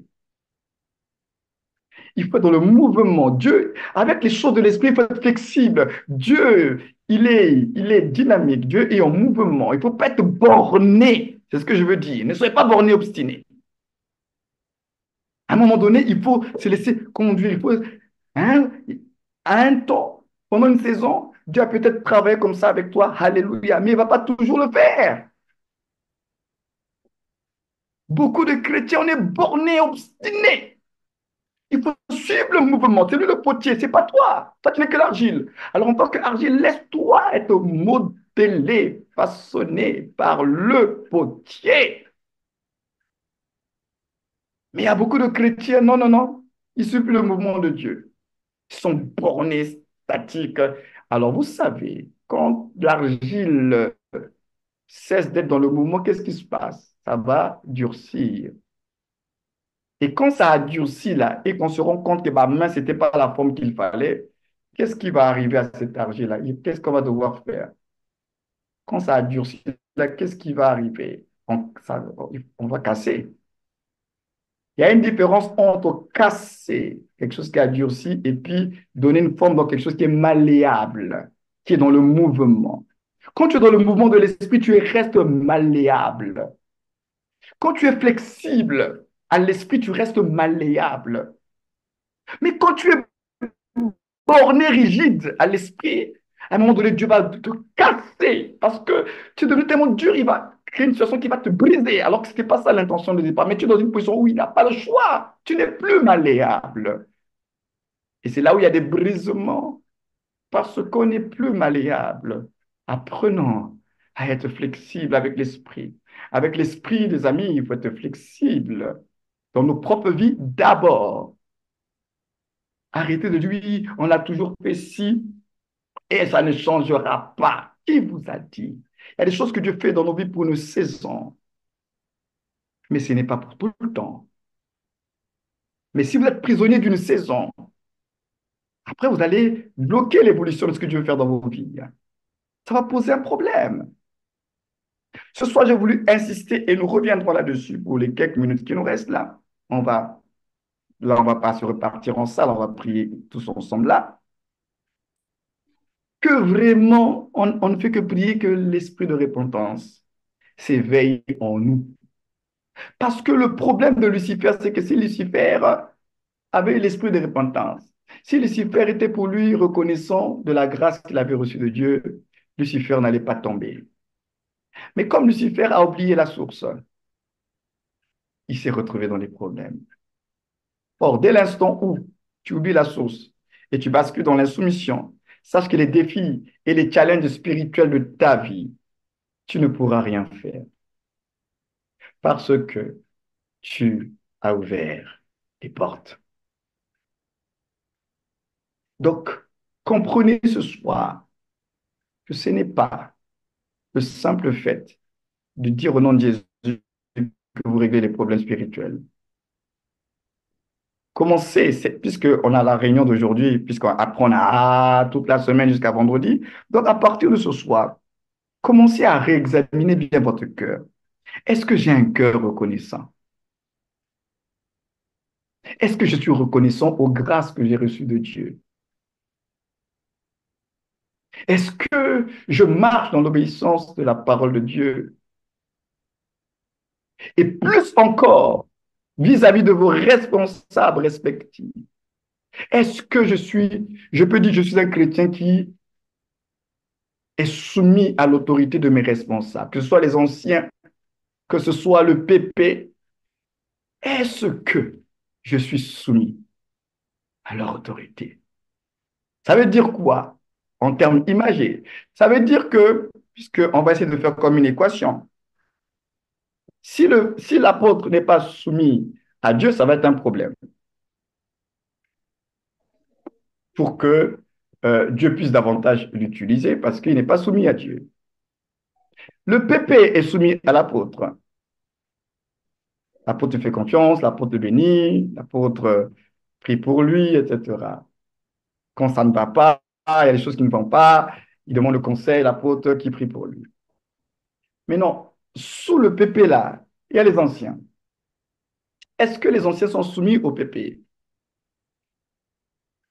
Ça, c'est une autre paire de manches. On est toujours redevable à quelqu'un, en fait. Ce que je veux dire, c'est qu'on est toujours, on est tous redevables à quelqu'un. Maintenant, parce qu'en dehors même de Dieu, moi, j'ai des mentors aujourd'hui, j'ai des mentors euh, à qui je rendais compte. Vous savez que vous voyez l'apôtre, il aime l'apôtre, il rendait compte. J'ai des mentors, j'ai des gens avec qui j'ai accepté d'être sous leur autorité, justement, pour pouvoir, quand ils me posent la question, alors ça se passe comment, l'église, le ministère, ton couple et tout ça. Moi, j'ai des mentors, mais vous voyez là, je ne suis pas un électron libre. J'ai des personnes à qui je rendais compte parce qu'ils me posent des questions. Moi-même, là, je suis soumis à des gens. Bien sûr, il y a Dieu, Tout-Puissant, on est tous soumis à Dieu, mais parmi les hommes, je suis soumis aussi à des hommes à qui je dois prendre des comptes et en toute transparence. On est tous redevables à quelqu'un. Je suis soumis à Dieu, à ces mentors-là. Le PP est soumis à ma personne, parce que c'est lui qui est le coordonnateur que ça fait faire 2 ans que j'ai laissé au niveau du Maroc. Mais le PP, normalement, les anciens doivent être soumis au PP. Et aux anciens, tout le reste là, maintenant tous les autres responsables, le reste du peuple, vous êtes soumis aux anciens. Donc, ça veut dire que dans ce truc-là, si les anciens, par exemple, ne sont pas soumis au PP, mais que les anciens ne s'attendent pas que vous, le peuple, vous soyez soumis à eux, parce que sur le plan spirituel, ils ont brisé quelque chose. Alors, si un ancien sent qu'au niveau de l'Église, les membres des autres responsabilités lui résistent, ne sont pas soumis à lui, il faut qu'il se pose la question, mais si ces gens-là ne sont pas soumis à moi, peut-être que moi, quelque part, c'est peut-être lié à ma propre insoumission à l'égard du PP. Parce que je vous dis, ce sont les lois spirituelles, ce sont les principes spirituels. Vous ne pouvez pas vous attendre à ce que les gens soient soumis à vous, alors que vous-même, l'autorité qui est sur votre vie, vous n'êtes pas soumis à elle. C'est ça le principe que je veux que vous reteniez ce soir. Que vous ne pouvez pas appeler de la soumission ailleurs, alors que vous-même, vous n'êtes pas soumis à l'autorité qui est établie sur vous. Ça n'a rien à voir avec la perfection de la personne. C'est d'abord l'autorité établie. Donc, moi, je vous avais dit ça à l'époque, même au Maroc. J'avais dit que aussi longtemps que j'avais eu le courage de le dire à l'Église, j'avais dit à l'Église aussi longtemps qu'à travers ma vie et mon ministère, si c'est plus Jésus qu'on vous présente là, j'avais dit à l'Église, quittez l'Église, allez ailleurs. Si je n'arrive plus à vous montrer Jésus, et que dans mes prédications, c'est plus Christ qui est révélé. Moi, j'avais dit à l'église à Casablanca, j'ai dit quittez l'église parce que c'est que je ne suis plus avec le Seigneur. Je suis sorti des voies de Dieu. J'ai le courage de le dire. Pourquoi? Parce que finalement, ça devient des garde-fous pour moi. Je ne suis pas un prédicateur pour faire plaisir aux gens. Je dois vous présenter Jésus. Ce qui fait que pour moi, ma joie, c'est de parler de lui et de ce qu'il a fait. D'où j'ai toujours été très mal quand on me demande à moi de me présenter. Parce que ce qui est important, ce n'est pas qui je suis, c'est ce que lui, il est. J'ai eu le courage de le dire à l'église au Maroc, que si un jour vous venez à l'église, vous n'entendez plus la voix de Dieu, et que Christ n'est plus présenté, annoncé, j'ai dit aux gens, vous pouvez quitter l'église, c'est que je suis sorti des voies de Dieu. On a tous besoin d'avoir des garde-fous, hein. Toutes ces années, vous me voyez, je continue à prêcher cet évangile de Jésus-Christ, à annoncer la personne et l'œuvre de Christ, sans perdre mon zèle et mon amour pour le Seigneur. Ce n'est pas pour rien. Parce que je sais que le jour où je vais commencer à vous prêcher des hérésies, vous allez le sentir, vous le reconnaîtrez que là, la peau est sortie. Il y a un truc, vous le saurez, parce que je vous ai tellement habitué à vous parler de ce Jésus-là, que le jour où je parlerai de quelqu'un, vous le saurez. Ah oui, vous n'aurez pas besoin qu'un prophète vienne vous dire que la peau est sortie, hein. Vous-même, vous le saurez. Vous-même, vous le saurez. Parce que quand on passe même les soirées, tout ce que nous faisons ensemble sur Zoom, le fait que vous entendez ma voix comme ça, là, c'est la semence. Le jour que je vais sortir, vous le saurez. Vous n'aurez pas besoin qu'un prophète vienne dire que votre apôtre est sorti. Vous le saurez vous-même, là. Là, on ne reconnaît plus le vieux père. Ah, il y a un truc qui nous dérange maintenant dans sa manière de nous parler. Vous le saurez. Pourquoi? Parce que je vous ai habitué à écouter le son. Un certain type de message. Et ce même message-là où je vous ai habitué, moi-même, je suis soumis à ce message-là. Donc, je ne peux pas prêcher autre chose et vivre autre chose. Non. Donc, c'est pour moi-même aussi, ça devient un garde-fou. Donc, j'ai intérêt à rester dans les voies de Dieu. Parce que ces voies-là, c'est ce que je vous annonce. Et le jour que je sortirai de ces voies, vous le saurez. Je vous dis la vérité. Qu'importe comment je vais masquer, emballer la chose que Dieu m'a donné, notre révélation, vous saurez, même si l'apôtre a dit c'est notre révélation, là, il y a un truc qui ne va plus chez l'apôtre. Vous le saurez. Donc moi, je n'ai pas peur de dire ces choses-là, parce que je ne suis qu'un intendant. Vous appartenez à Jésus, vous n'appartenez pas à l'apôtre. J'ai été établi dans cet apostolat, mais qui en réalité c'est l'apostolat de Jésus. C'est vous qui lui appartenez, c'est vous qui avez du prix à ses yeux. Donc je ne peux pas me permettre de faire n'importe quoi à cause de ce que vous représentez pour le Seigneur. Donc j'ai intérêt moi-même à marcher dans les voies de Dieu. Sinon, je risque d'avoir des problèmes, hein? Et ça va faire 30 ans aujourd'hui. 30 ans avec ce Jésus-là. Alors, qu'est-ce que la personne qui vous parle quand même, elle a l'expérience. Cette affaire de Jésus, moi, là, on n'a pas commencé hier, hein. Ma vie a été un sacrifice sur l'autel. Ma jeunesse a été sacrifiée. J'ai 30 ans. Vous ont levé les 30 ans. J'ai 46 ans aujourd'hui. Mais 46 ans là, vous enlevez 30 ans. J'avais quel âge? Vous qui êtes jeune là, qui voulez jouer avec la ville, moi j'avais quel âge? J'ai 46 ans aujourd'hui. Mais 46 ans, ça fait 30 ans. Dieu m'a appelé très jeune. Dieu m'a appelé très jeune. J'avais 21 ou 22 ans quand j'étais établi dans le ministère. Dieu m'a donné des pères qui ont fait confiance à la grâce qui était sur ma vie. Ils n'ont pas dit non, c'est un jeune. Mes pères m'ont fait confiance. Ils m'ont établi dans le ministère. Alors qu'à cette époque-là, dans les années 94, là, dans ces années-là, les pères, pour lâcher les fils, c'était difficile, hein. Mes pères m'ont fait confiance. Ils n'ont pas dit c'est un jeune, il va faire la pagaille. Je suis arrivé en 99 au Maroc. L'amour que j'avais pour Dieu et sa crainte, c'est ce qui m'a maintenu dans ce pays du Maroc. Mais j'étais jeune. J'aurais pu, dans cette jeunesse, faire la pagaille au Maroc. Mais je n'étais pas parfait. Mais l'amour pour Dieu, la crainte de Dieu était là. Donc, 46 ans aujourd'hui, mais vous enlevez 30 ans là.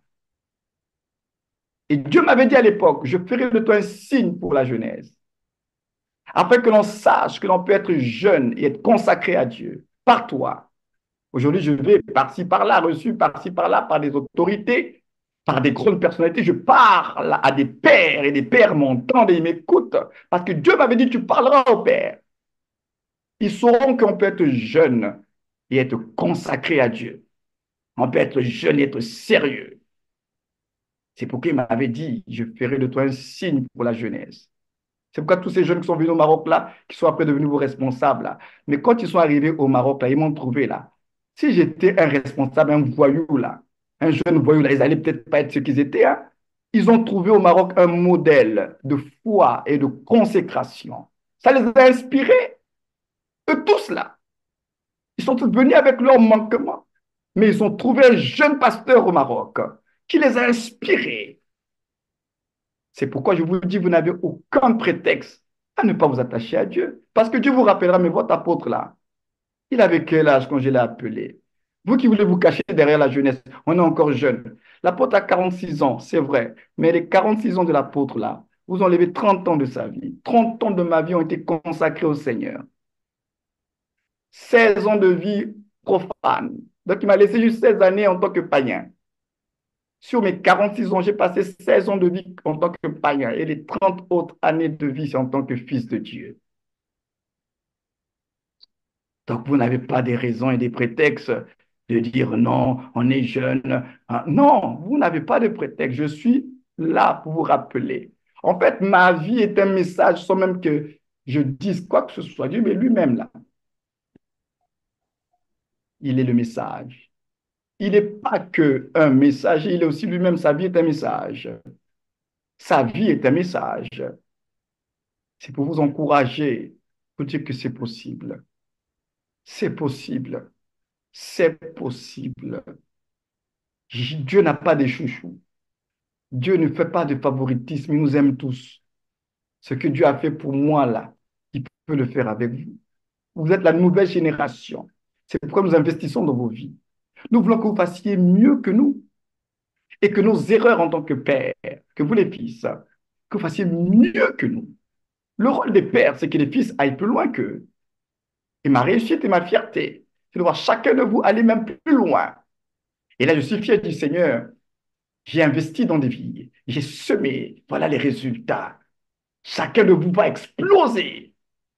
Mais comme vous aurez compris que c'est important d'avoir l'esprit de reconnaissance, quand vous allez exploser dans les sphères où vous serez, vous rappellerez, oui, nous étions quelque part. Dieu nous avait donné un homme de Dieu sur notre chemin. Cet homme de Dieu-là, grâce à ses enseignements, je suis devenu ce que je suis et je remercie Dieu pour sa vie. L'esprit de reconnaissance, vous allez devoir le garder. J'ai pendant 12 années, je ne savais pas, un serviteur de Dieu de la Guadeloupe. Pendant 12 ans, il me suivait sur enseigne-moi.com, il écoutait mes prédications. Tu sais ce qu'il m'appelle quand j'étais au Congo? Il dit, il fallait que je te le dise, j'ai appelé pour t'encourager, ça fait 12 ans que je te suis. J'ai cru au Seigneur, ce sont tes prédications qui m'ont affermi. C'était pour t'encourager. Vraiment, tu es un serviteur de Dieu. 12 ans que je te suis. Des gens que tu ne sais même pas d'où. 12 années, quelqu'un est en train de te suivre à travers les réseaux. Ça veut dire que personne n'a des excuses. Et moi, quand je vois cela, ça m'encourage. Et je reste dans les voies de Dieu, les garde-fous de Dieu. Je suis votre premier supporter. Je crois en vous, cette jeunesse, parce que moi-même, j'étais jeune comme vous. Et ma prière, c'est vraiment que vous puissiez aller plus loin. Parce qu'en réalité, un père ne peut pas être en conflit avec ses fils. On peut pas être des... Un fils reste un fils, le père restera le père. On peut pas, un père ne peut pas être adversaire de ses fils. C'est de la folie.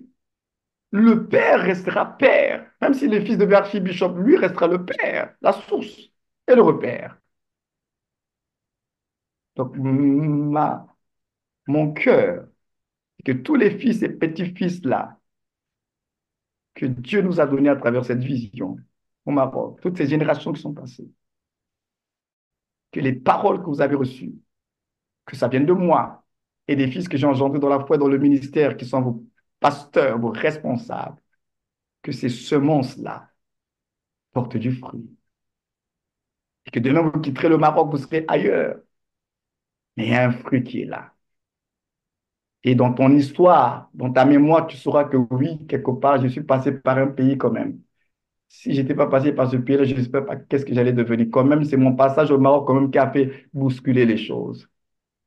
On a un de nos fils là qui est au Maroc, un simple frère, il est un chantre. Aujourd'hui, il est pasteur à ICC, le frère Eli, pasteur à ICC. Mais il est passé par le Maroc, hein. Il est à l'école de l'apôtre Gaël. Et tous les autres fils que Dieu m'a donnés qui sont ailleurs, par-ci, par-là. Un autre de nos fils qui était là au Maroc, on allait reconnaître ancien, là. J'étais à Paris. Ils sont passés par le Maroc, hein. J'ai tellement de fils que Dieu m'a donnés aujourd'hui, je n'arrive pas à compter. On a tellement dispersé. C'est la grâce de Dieu. Et moi, quand je vois cela, au lieu de me dire, ah ben voilà, je suis quelqu'un, non, au contraire, je continue à faire profil bas pour dire, Seigneur, continue à me garder. Si tu as fait de moi un instrument pour encourager cette génération-là et introduire beaucoup de personnes dans leur destinée, que ton nom soit béni. C'est pourquoi une personne comme moi, vous allez jamais voir, je ne me bagarre jamais les premières places.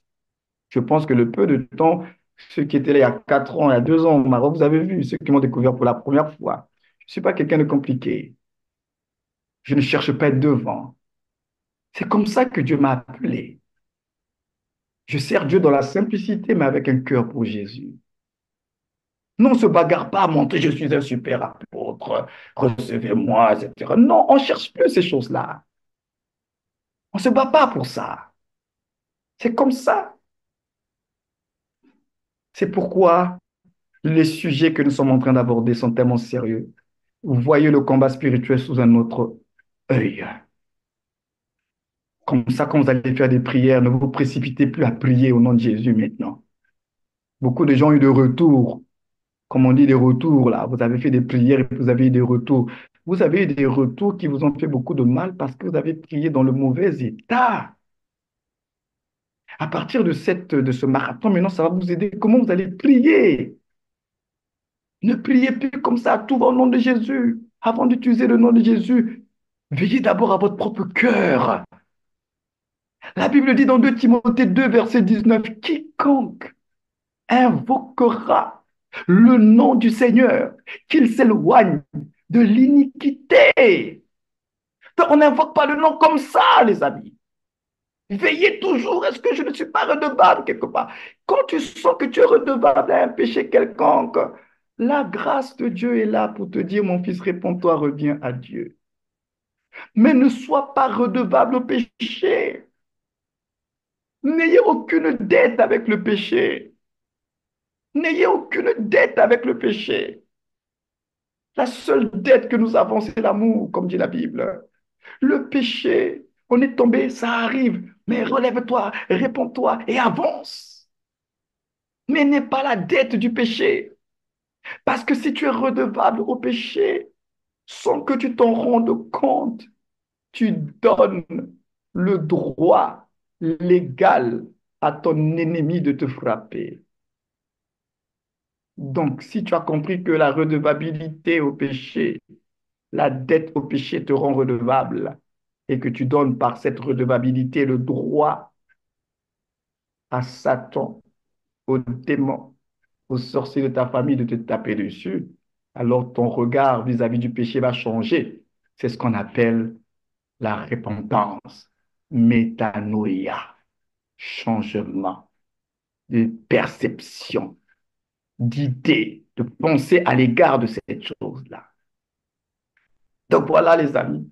Ce soir, c'est vrai, c'était un peu plus long, mais c'était fait exprès parce que cette partie-là était tellement importante. J'ai dit, je n'ai pas envie de bâcler ça.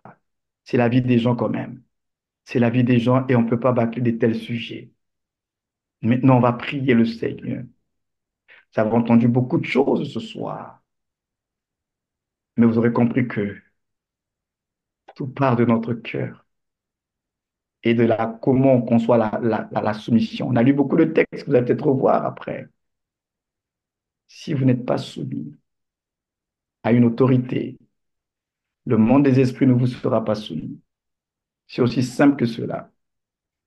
Si dans tout ce que j'ai dit, vous pouvez me retenir ça, qu'il n'y a pas de soumission dans l'insoumission. Aucune insoumission produira de la soumission.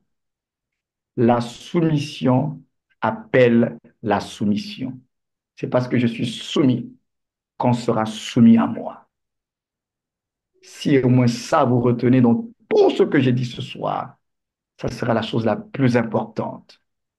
Soyons soumis à Dieu pour avoir le droit, la force et la capacité de résister légalement, légitimement au diable et à toutes les forces spirituelles qui viennent nous attaquer.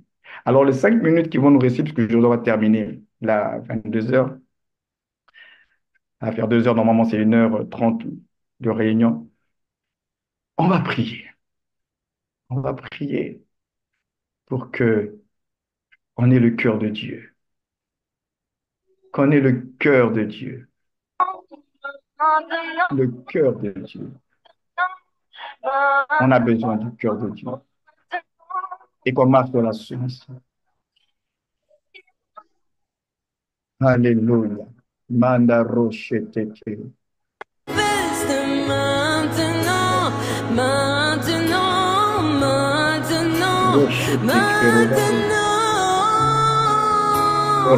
il se manifeste maintenant, maintenant, maintenant, maintenant,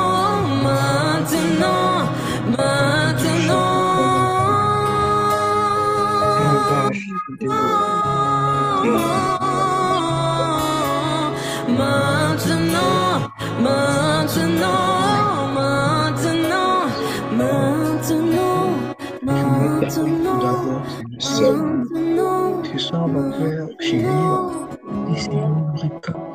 Oui, Seigneur. Je me rappelle encore avoir une peur. Oui, Seigneur, tu as pu l'avoir dans ton cœur. Seigneur Jésus. Nous devons un cœur. Une besoin de ton aide. Alors que tu prends le temps de nous. M'a montré, Seigneur, que de moi-même, je n'arriverai à rien. Tu as ouvert mes yeux, Seigneur, de gloire, sur le respect, mission à toi, Seigneur Jésus. Mission à ta volonté, à ma peur. Matrika, Shikate, Ribralis, Seigneur,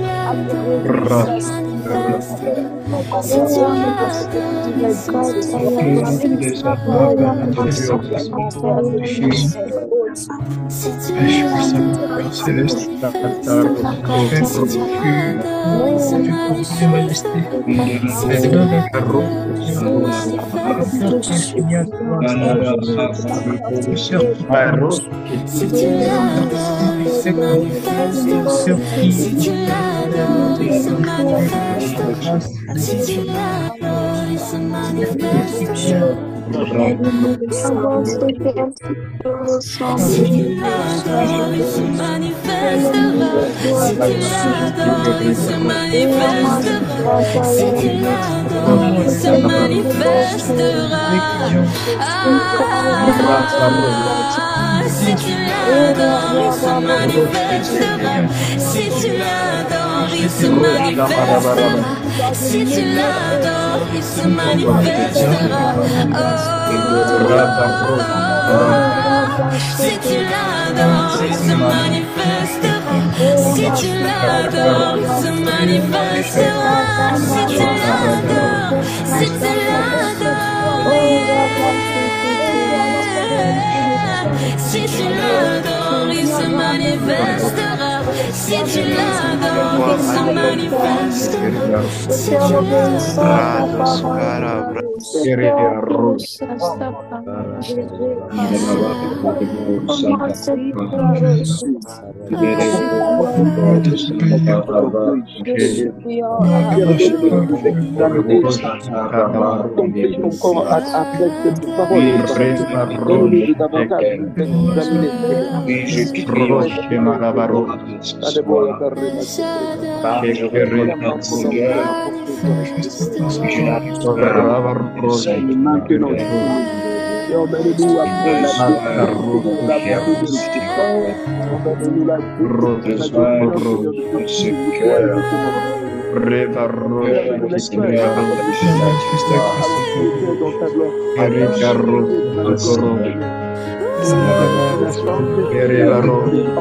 Regard obscur,